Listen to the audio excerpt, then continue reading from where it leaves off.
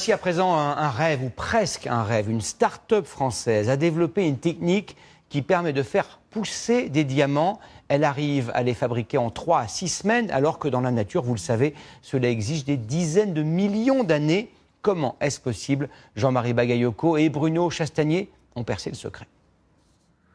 Des colliers étincelants, des bracelets qui scintillent ou encore des bagues ornées de pierres précieuses.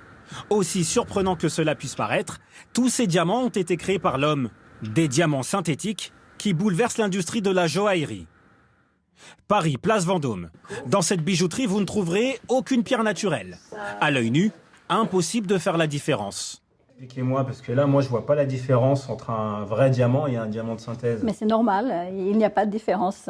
Même un gémologue ne pourra pas avoir de différence. Ces pierres sont officiellement reconnues comme des diamants, avec les mêmes certifications internationales. Mais comment sont-elles fabriquées? Voici la première chef d'entreprise française à se lancer dans la production de diamants.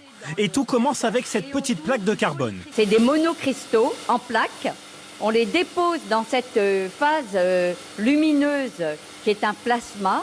La plaque est ensuite placée dans ce réacteur qui reproduit les conditions naturelles de la formation des diamants.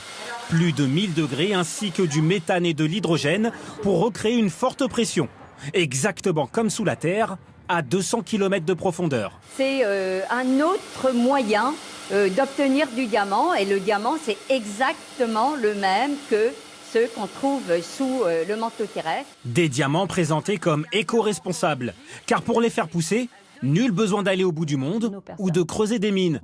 Résultat, ils se vendent 30 à 40% moins cher et séduisent donc de nouveaux clients. Ils recherchent tout d'abord la beauté et le design.